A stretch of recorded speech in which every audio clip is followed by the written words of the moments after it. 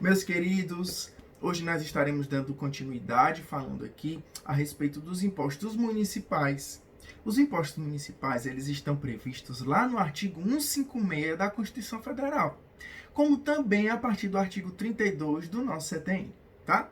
É importante, antes da gente falar aqui de cada um desses impostos, que lá na Constituição ele trouxe de forma taxativa. Então, só temos realmente 3 impostos municipais, tá certo? E quais seriam eles? Vamos lá. O primeiro imposto municipal é justamente o imposto sobre a propriedade predial e territorial urbana, aquele chamado de IPTU. Onde é que ele está previsto, professor? Artigo 156, inciso 1º e parágrafo 1º da Constituição Federal. E no nosso CTN, artigo 32 a 34 do CTN. Artigo 32 a 34 do CTN. Qual seria o nosso segundo imposto municipal? Imposto sobre a transmissão intervivos de bens imóveis. Imposto sobre a transmissão intervivos de bens imóveis, aquele chamado de ITBI. Onde é que ele está previsto? Artigo 156, inciso 2, parágrafo 2º da Constituição, como também nos artigos 35 a 38 e também o 42 do nosso CTN, tá bom? E por último, o nosso terceiro imposto municipal, aquele chamado de Imposto sobre Serviços de Qualquer Natureza, o conhecido ISS, né? Professor, e onde é que tem a previsão legal do ISS? Artigo 156, inciso 3º, como também parágrafo 3º da Constituição Federal, tá bom? Então, esses são os únicos impostos municipais que nós estaremos estudando a partir de agora. Então, iniciando o nosso estudo, nós estaremos falando aqui, abordando acerca do imposto sobre a propriedade predial e territorial urbana, aquele chamado de IPTU, tá bom? Então, vamos lá. Primeira coisa que é importante a gente falar sobre o IPTU, sua função.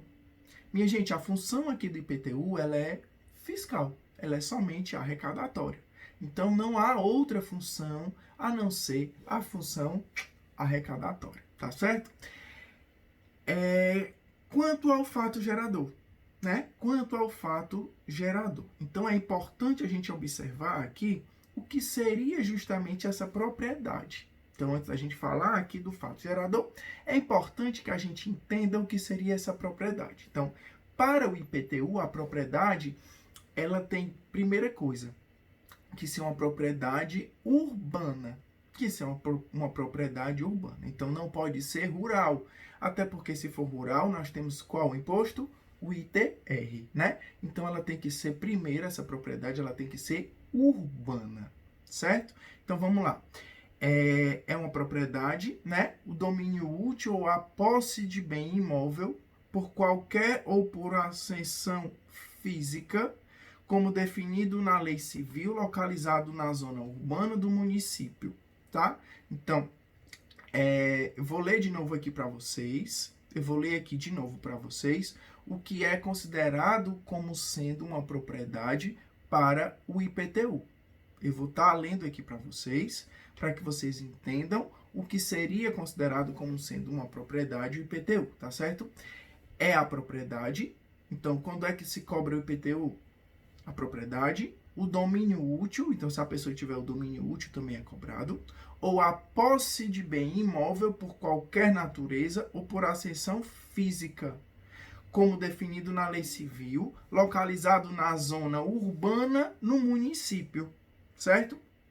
Então, a propriedade tributária não é apenas, minha gente, o terreno como é visto lá no ITR. Isso é importante, tá certo? Existe uma diferença aqui entre a cobrança, tá, do ITR e do IPTU. No IPTU, na verdade, se leva em consideração não só a terra nua como no ITR, mas aqui no IPTU se leva em consideração também tanto o terreno como a construção desse terreno, tá certo? Então, aqui no IPTU se leva em consideração tanto o terreno como o que foi construído também dentro do terreno, tá? Agora, É interessante que vocês saibam que também aqui no IPTU, todos aqueles bens que estão dentro da casa, né, mobiliados, ali não se leva em consideração, tá certo? Ali não se leva em consideração para a cobrança do IPTU, beleza? Então, bora lá. Base de cálculo do IPTU, né? A base de cálculo do IPTU. Minha gente, a base de cálculo do IPTU é o valor venal do imóvel. É o valor venal do imóvel, tá?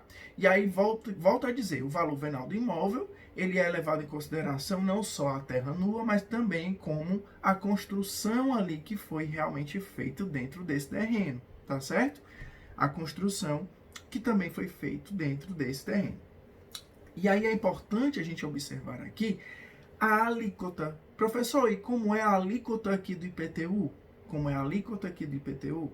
Minha gente, existe uma lei específica, né? A lei do IPTU, uma lei específica, uma lei municipal, em que nessa lei ele vai estar trazendo ali quais são as alíquotas referentes a esses determinados para esses determinados propriedades, né? E aí verifiquem o seguinte, nessa lei específica, ela vem a trazer, ela admite aqui uma certa progressividade quanto às alíquotas. Então, eu posso ter aqui alíquotas distintas, diferentes, tá? De acordo justamente com o quê? Com o valor venal do bem. Então, quanto maior for o valor venal do bem, talvez, né, possa ser que venha a ter uma alíquota maior. Quanto o valor do bem for menor, reduzido, eu possa ter uma alíquota também menor, tá certo? Então, a lei municipal, ela tem essa possibilidade de trazer essa progressividade, certo? Claro, né? Se eu, Medina, tenho um bem de 500 mil reais, eu vou ter uma alíquota que eu vou pagar por isso, né? Agora, se o Joãozinho tem um bem de 100 mil reais, ele não deve pagar uma alíquota no valor do imóvel ali do Medina, né? Ele tem que pagar de acordo com o valor que é do imóvel dele, né? Do padrão ali do imóvel dele. Tranquilo? Então, beleza. Quem seriam aqui os sujeitos dessa relação jurídica? Então, o sujeito ativo dessa relação jurídica, o próprio município, né? O sujeito ativo, o próprio município. E o sujeito passivo, professor? O sujeito passivo aqui, justamente, o contribuinte, né? O contribuinte, aquele titular do domínio útil ou o possuidor a qualquer título, né? O titular do domínio útil ou o possuidor a qualquer título, certo? Então, ele é considerado como sendo o contribuinte do IPTU, tá certo? Professor, beleza, eu entendi aqui o IPTU. Além do IPTU, nós temos quem? Nós temos quais outros tipos de impostos? Minha gente, nós temos agora o segundo tipo de imposto, que é o Imposto sobre Transmissão Intervivos de Bens Imóveis. Imposto sobre Transmissão Intervivos de Bens Imóveis, aquele chamado de ITBI, tá certo? Artigo 156, inciso 2, parágrafo 2º. Artigo 156, inciso 2, parágrafo 2º, né? Além disso, artigo 35 a 38 e o 42 do CTN. Então, vamos lá. Vamos começar a falar aqui do ITBI, tá certo? Bora lá. Função fiscal. Qual seria a função aqui do ITBI? Acabei já dizendo, né? A função do ITBI, ela é também somente fiscal, ela é somente arrecadatória, certo? Então, o município, ele vem a arrecadar somente o valor do ITBI, ele não tem uma outra função a não ser fiscal, a não ser arrecadar ali a receita referente ao ITBI, certo? Fato gerador, né? Fato gerador. A gente vai trazer aqui uma situação que é interessante você aprender e você entender, tá certo? Vamos lá. O fato gerador, minha gente, aqui do ITBI, o fato gerador aqui do ITBI, ele é diferente do ITCMD. Preste atenção no que eu vou dizer. O fato gerador do ITBI, ele é diferente do ITCMD. Lembra que quando a gente estudou lá nos impostos estaduais, o ITCMD, né? A gente falou aqui em relação a não ter a questão de ato oneroso. Pois é. Aqui no ITBI é obrigatório que o ato seja oneroso. Aqui no ITBI é obrigatório que o ato seja oneroso. Então, se ele não for oneroso, ele não pode ser o quê? ITBI, né? Ele vai ser o quê? Talvez ITCD, tá? Então, vamos lá. Como é que ocorre aqui a questão do fato gerador? Primeiro, como o próprio nome diz, é uma transmissão entre vivos, intervivos. É uma transmissão intervivos, tá? Então, se a pessoa vier a falecer, não há o que se falar em ITBI, certo? Se fala em ITCD. Então, a pessoa tem que estar viva. Beleza. Além dessa transmissão ser entre pessoas vivas, certo? O ato, ele é obrigatoriamente oneroso. O ato, ele é obrigatoriamente oneroso. Olha aí. Aí a gente já tira a questão do quê? Da doação, né? Doação já não entra no ITBI, ela entra onde? No ITCD, né? Então, de forma obrigatória, essa transmissão ela tem que ser entre pessoas vivas e tem que ser onerosa, certo? E além disso, de bens imóveis. E além disso, somente de bens imóveis, tá? Então, quando é que acontece aqui o fato gerador do ITBI? Sempre que tiver a transmissão entre vivos aqui a qualquer título de um determinado ato oneroso, certo? Aí sim ocorre aqui o fato gerador do ITBI. Professor, um exemplo? Claro. O Medina quer vender o apartamento dele. O Medina vendeu o apartamento dele. No momento em que o Medina vende o apartamento, ocorrerá uma transmissão de bens imóveis, né? Entre duas pessoas vivas. E que não foi doação, né? Em que teve sim um ato oneroso. Então, nesse exato momento, ocorrerá aqui, sim, a cobrança do ITBI. Tá certo? Então, vamos lá. Base de cálculo, né? A base de cálculo aqui do ITBI, ela é justamente de acordo com o valor venal do imóvel. A base de cálculo é justamente com o valor de mercado, né? O valor de mercado. Então, de acordo com o valor de mercado, eu tenho como observar qual seria o valor do imóvel e aí, a partir daí, eu teria como verificar na lei específica qual é o percentual de alíquota, certo? Quanto à alíquota, como eu já disse a vocês também, a alíquota ela está prevista na lei específica desse determinado imposto, né? Desse determinado município. Então, eu tenho que entrar na lei e verificar qual é a alíquota referente a esse determinado bem para que eu possa vir a calcular, tá bom? Sujeitos, né? Sujeito ativo dessa relação, o município. Sujeito ativo dessa relação, o município. E quem é o sujeito passivo? O contribuinte, né? O contribuinte seria visto, encarado aqui, como sendo o sujeito passivo dessa relação jurídica tributária. Certo? Minha gente, nós chegamos aqui ao nosso terceiro imposto. E qual seria ele, professor? O Imposto sobre Serviços de Qualquer Natureza, aquele conhecido como ISS, tá? O ISS está previsto lá no artigo 156, inciso 3º da Constituição Federal. Artigo 156, inciso 3º da Constituição Federal, como também parágrafo 3º da Constituição Federal. E qual seria aqui a função aqui do ISS? Também função fiscal.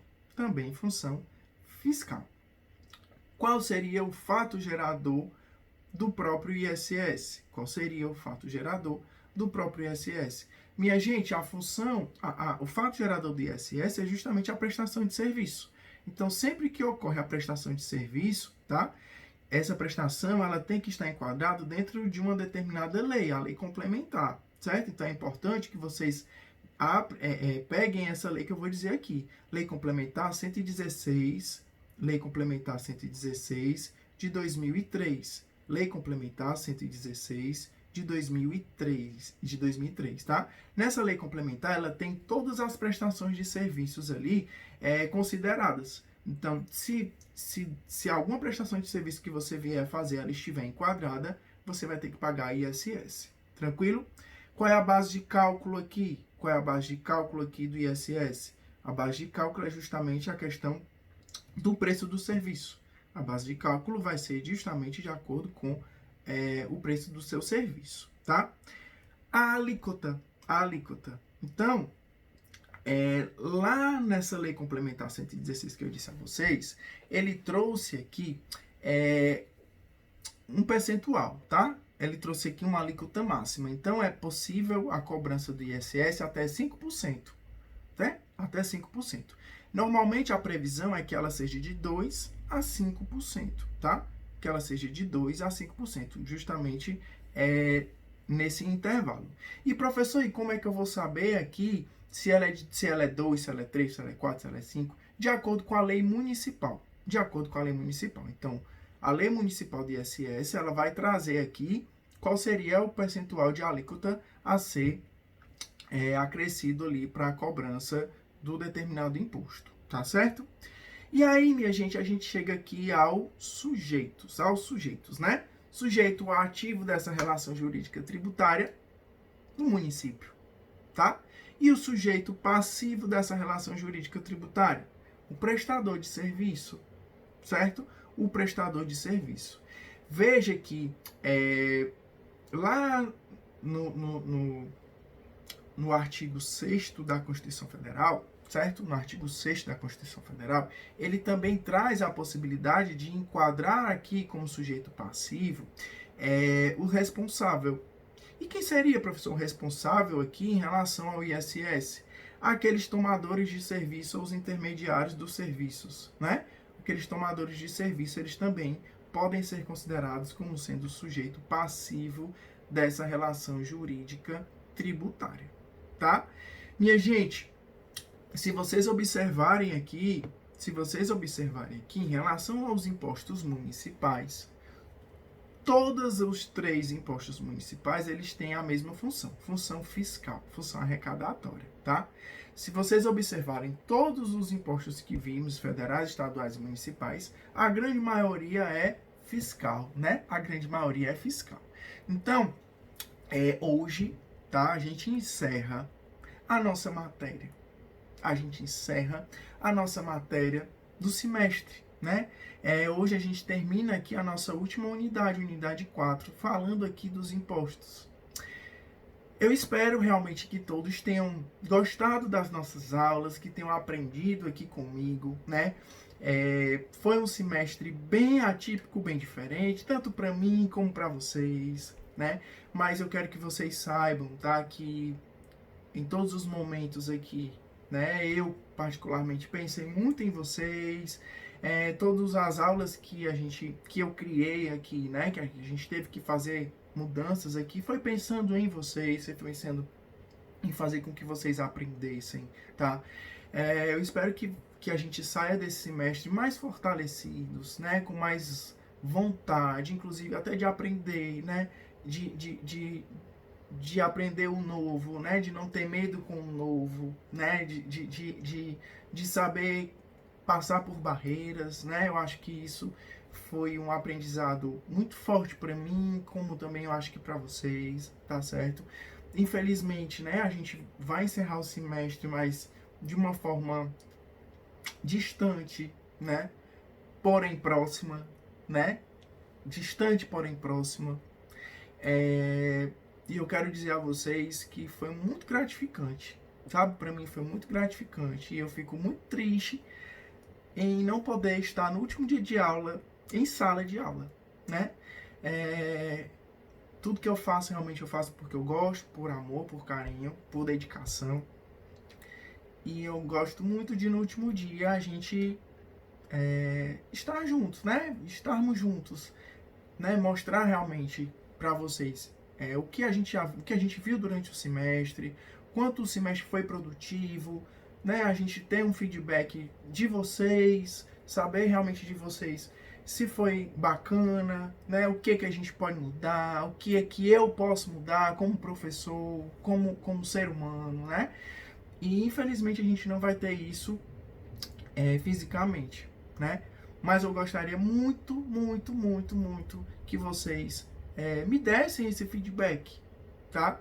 Me escrevessem, me mandassem mensagens, tá bom?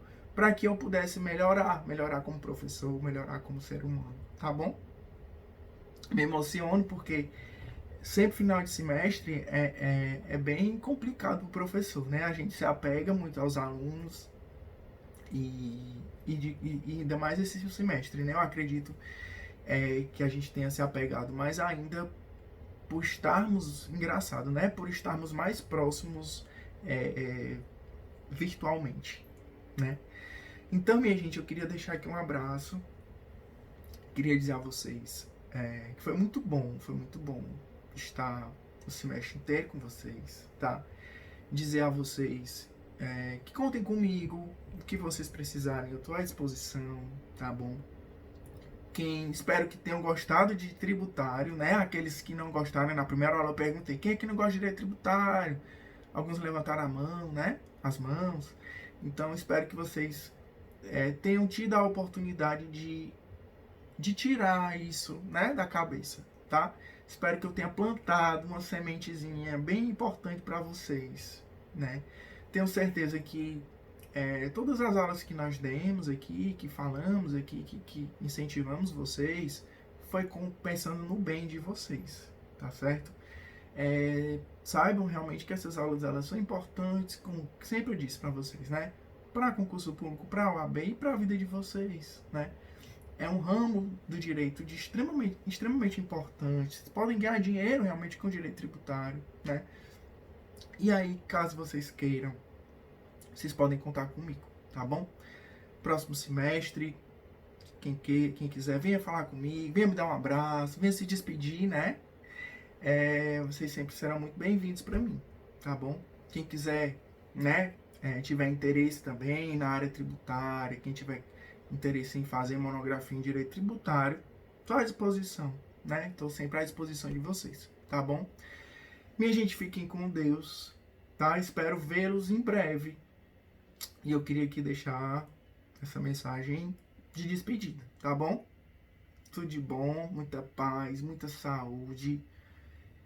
E contem sempre comigo, tá? Tchau, até mais.